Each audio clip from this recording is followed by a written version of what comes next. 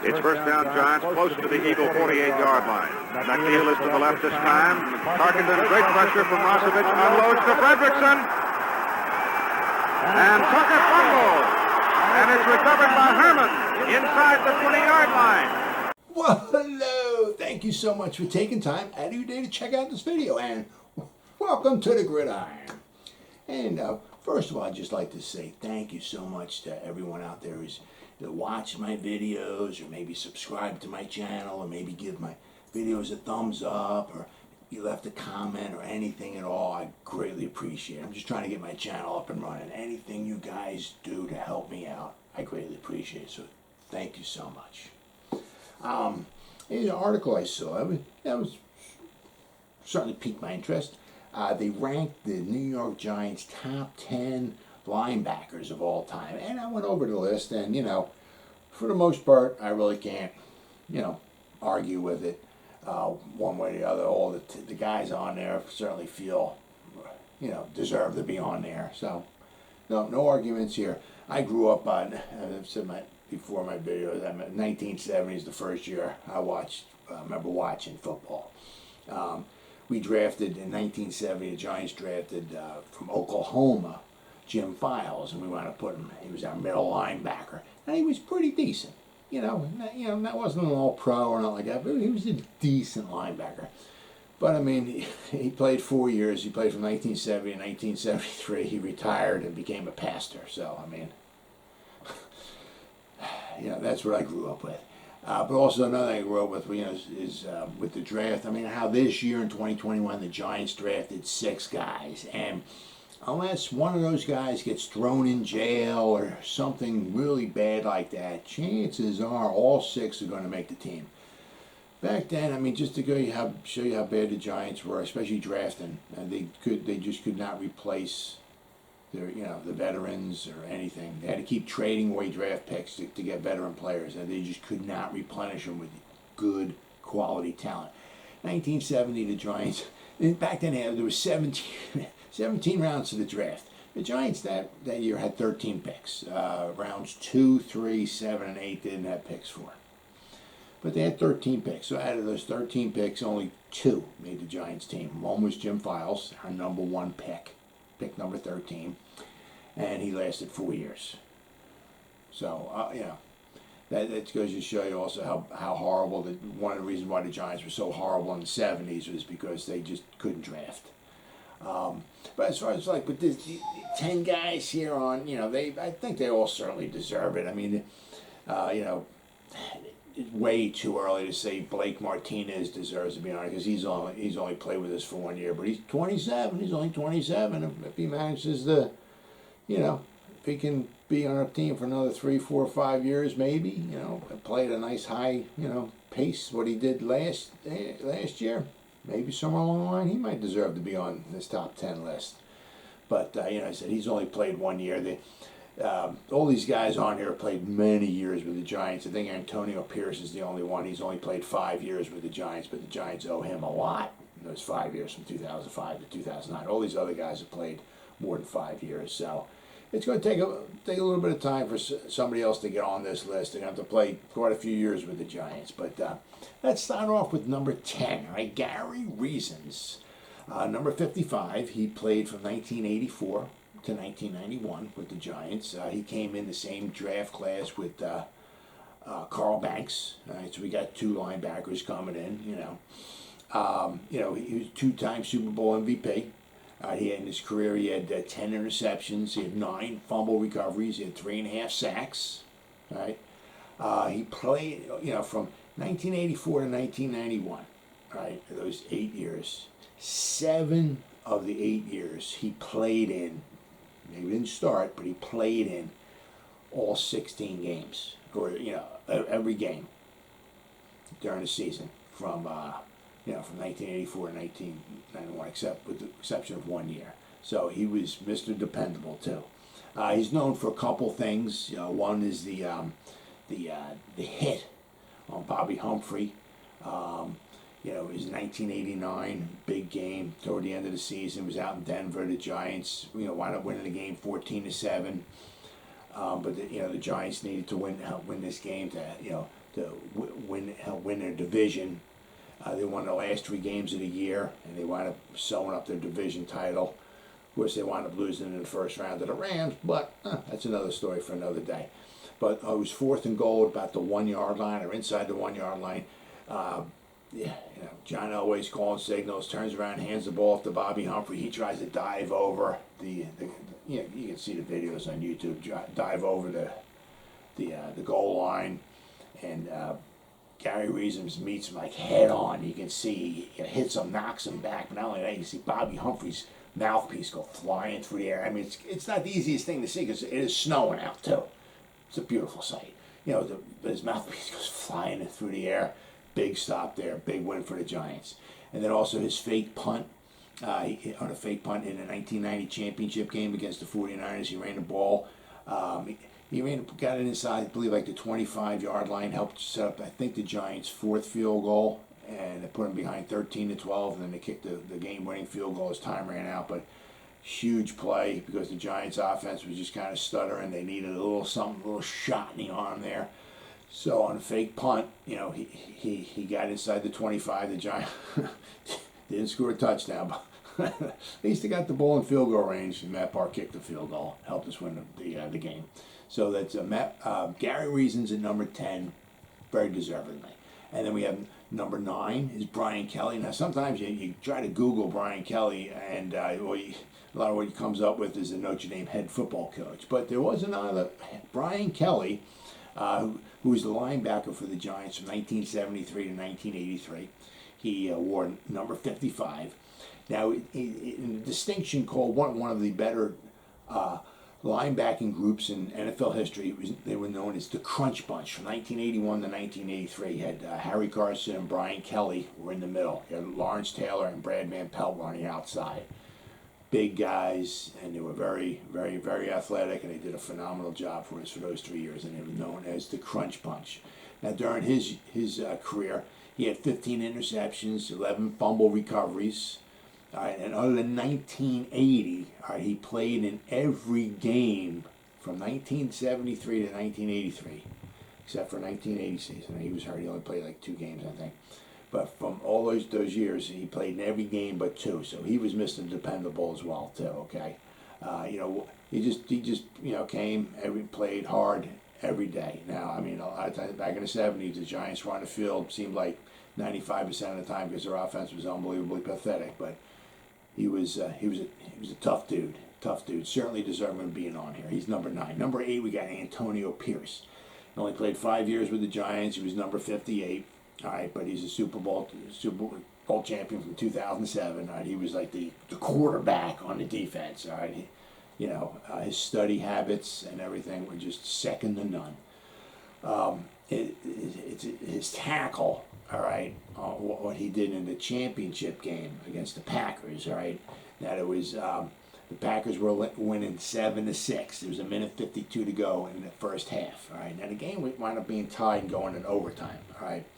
It was 3rd and 8 at the Giants' 19-yard line. Brett Favre drops back to pass, all right, and there's a screen pass to Brandon Jackson.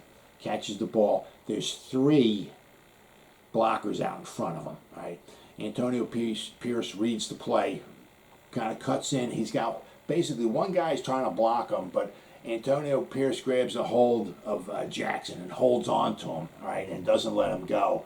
And before before it's all over with, got Jay Alford and James Butler come crashing in and want to help him make the tackle, and they stop him before he gets to the first down, way before the first down. I don't even know if he picked up any yards on the play, and they kicked the field goal to make the score 10-6.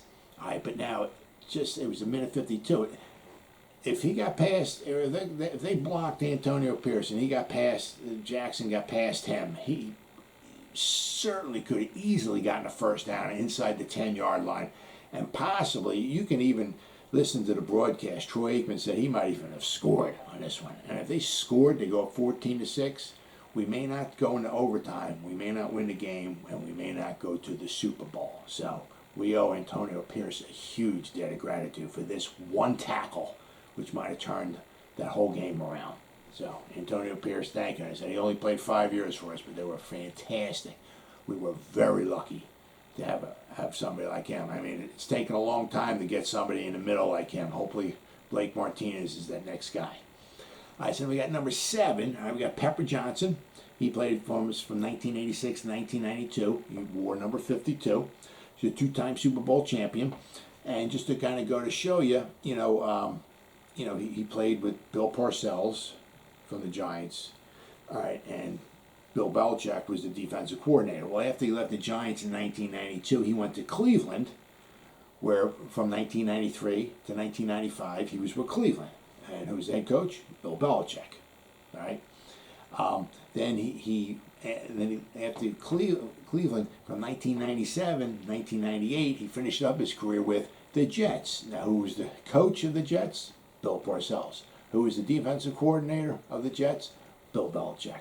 So he kind of, he followed around some phenomenal coaches. And not only that, 1993, 1994, when Pepper Johnson went to the Cleveland Browns and played under head coach Bill Belichick.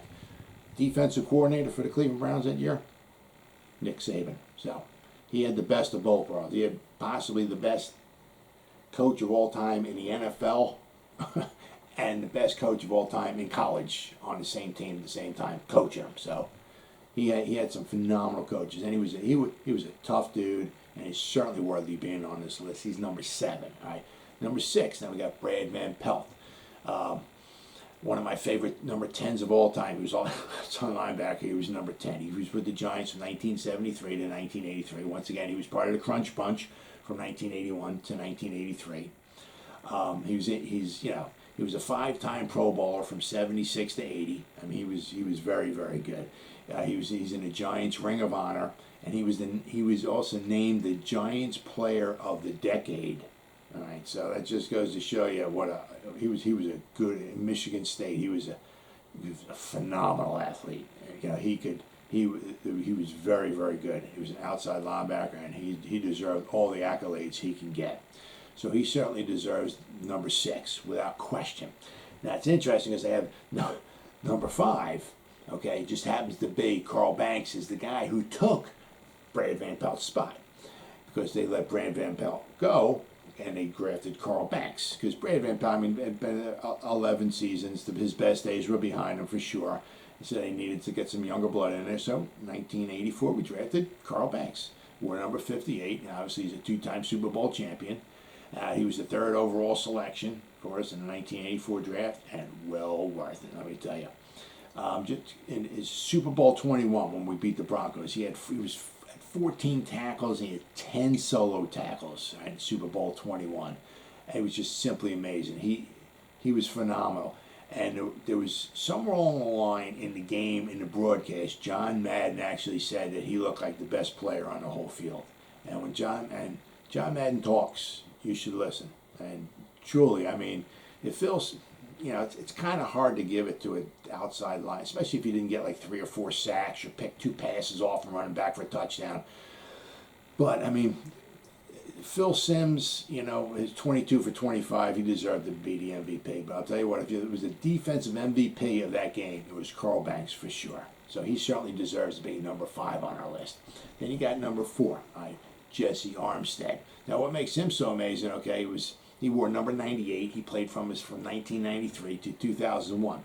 But he was from the U. But he was an 8th round pick. My God, what a steal he was. He was absolutely phenomenal. He was a 5-time Pro Bowler, and he was a 3-time All-Pro. He was an 8th round pick from the U, and he's in the New York Giants Ring of Honor. I mean, he was one of the guys that certainly helped us get to the Super Bowl after the 2000 season. Now, because he could do it all. In his career, he had 40 sacks, 12 interceptions, 13 forced fumbles, and 9 fumble recoveries. So he could do a little bit of everything. I mean, he said, he could drop into coverage, he could pick passes off, he could play the run, and he could rush the quarterback and get sacks. So he could do it all. He was phenomenal. Let me tell you what, number 98, Jesse Armstead. Number 4 on our list. Number 3, going back a few years, Sam Huff, number 70. He played for the Giants from 1956 to 1963. All right, so we got 56, 57, 58, 59, 60, 61, 62, 63. Played for the Giants for 8 years. In those 8 years, we went to 6 championship games. He was the middle linebacker. He was the signal caller. He was, he was the quarterback on defense for sure. I mean, his first year in the league, we were the champions in 1956. We beat the Bears 47-7. He's in the Hall of Fame. Okay.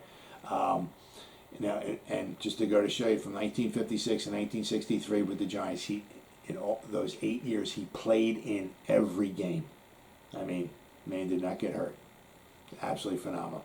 During his career, all right, they obviously didn't keep stats for sacks, but he had 30 interceptions. He returned 2 of them back for touchdowns. He had 17 fumble recoveries. All right, and he ran 2 of those back for touchdowns too. All right, so he was a Hall of Famer, and he deserved all the accolades he deserves. And those were some glorious times back then, from 56 to 63.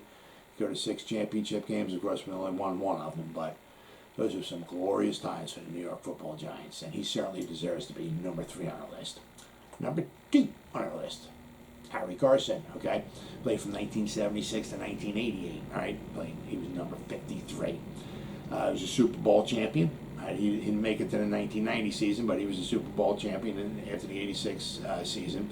He's in the Hall of Fame. He was playing 9 Pro Bowl selections. All right, during his career, he had 11 interceptions and 14 fumble recoveries, and also in the 1984 playoff game that we went out to play the San Francisco 49ers, we lost 21-10. But he scored our only touchdown of the game. He picked the Joe Montana pass off and ran it back for a touchdown. But I mean, between him, Banks, and Taylor, and Reasons, and Peppers, and Van Pella, I mean, we had some phenomenal linebackers back in those era, for sure, absolutely. And Harry Carson deserves to be in the Hall of Fame, and he certainly deserves to be number 2 on our list. Number 1, if you can't figure out number 1, the best linebacker, I guess I don't know. I'm sorry, I can't help you. But Lawrence Taylor, right? To me,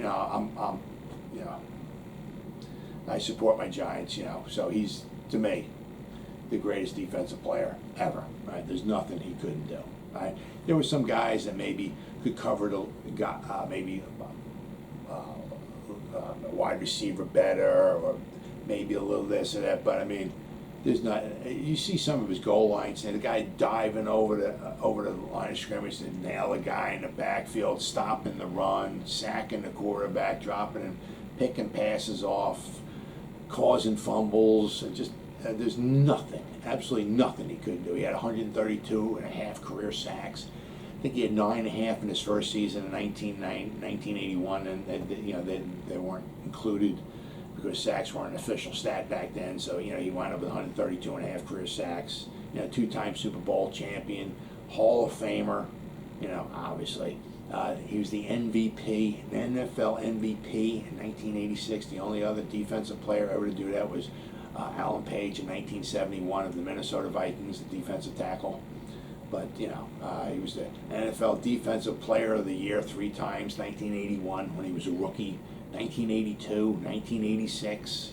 So I mean, there's nothing he couldn't do. Lawrence Taylor is without question the number 1 linebacker in Giants history, and to me, the number 1 defensive player in the history of the NFL. Well, as always, guys, thank you so much for taking time out of your day to check out this video. You guys stay safe out there, and go Giants! Woo!